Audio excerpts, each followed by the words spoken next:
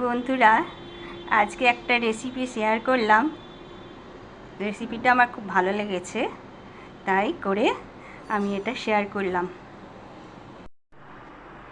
হ্যাঁ, তেল পটল বানাবার জন্য প্রথমে পটলগুলোকে এরকম অর্ধেক খোসা ছাড়িয়ে এভাবে পটলগুলোকে কুটেছি, আর দুপাশে এভাবে চিড়ে নিয়েছি। আমি মোটামুটি পটলগুলোকে কুটে রেখে দিয়েছি। এরপরে পটলে আমি একটু লবণ আর হলুদ মাখিয়ে নিচ্ছি। একটু লবণ আর হলুদ অল্প করে, কারণ কি তরকারিটা যখন রান্না হবে তখন তো আবার লবণ দিতে হবে, না হলে বেশি হয়ে যাবে। হ্যাঁ, এবং এই লবণ হলুদ দিয়ে পটলগুলোকে মাখিয়ে নিয়েছি।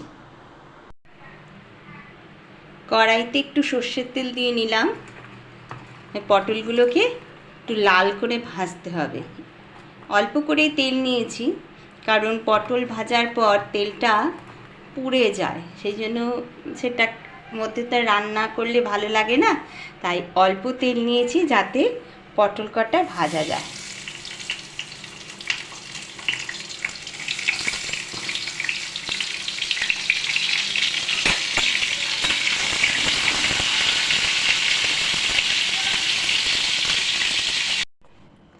পটলগুলোকে লাল করে ভাজা হয়ে গেছে। এবারে কড়াইতে একটু সর্ষের তেল নিলাম।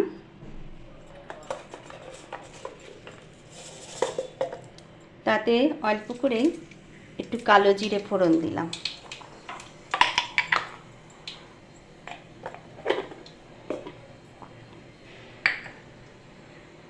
এরপর কড়াইতে রসুন বাটাটা দিয়ে দিলাম।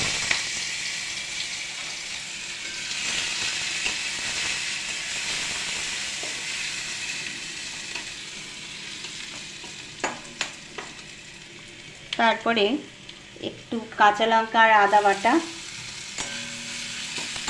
দিয়ে দিলাম। এগুলোকে নাড়াচাড়া করব যতক্ষণ না পর্যন্ত একটু কাঁচা গন্ধটা যায়।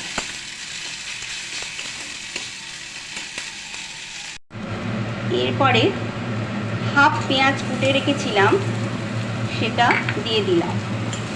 এটার সঙ্গে আগে তো রসুন আর আদা লঙ্কা দিয়েছি, এর সঙ্গে পেঁয়াজগুলোকে নাড়াচাড়া করে নিতে হবে।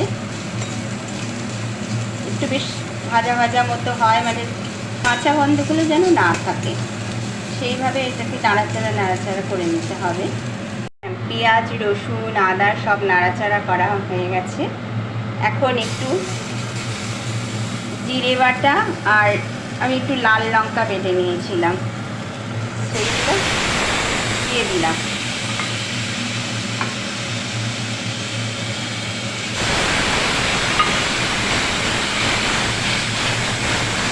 এরপরে স্বাদ মতো লবণ,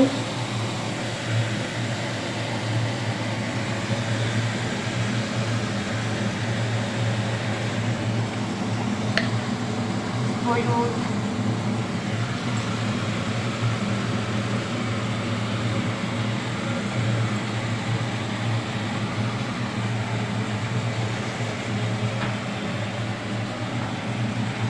দিয়ে দিলাম।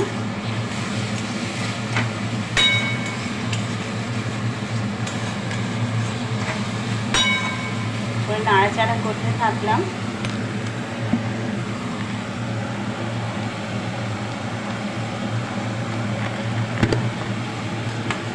একটু চিনি দিলে ভালো হয়, স্বাদটা একটু ভালো হয়। একটু চিনি দিয়ে দিলাম।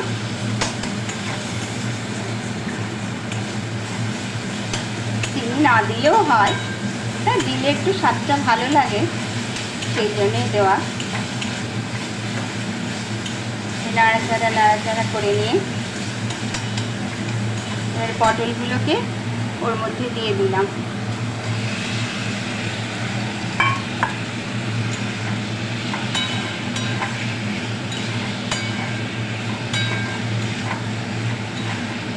পটল শুকনো যে মশলা, সেটাকে আরেকটু কষিয়ে নিতে হবে।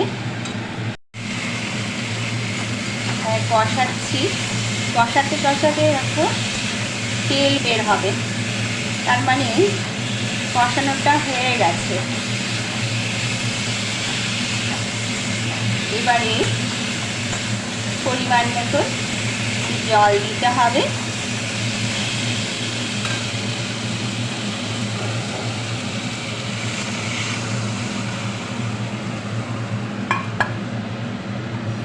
পটলটা সিদ্ধ হতে থাক, এটাকে ঢেকে দিতে হবে।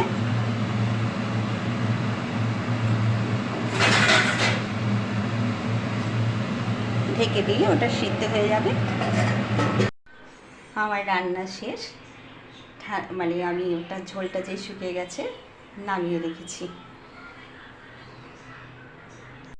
ঝোলটা শুকিয়ে গেলে আমি সেটাকে নামিয়ে ফেললাম।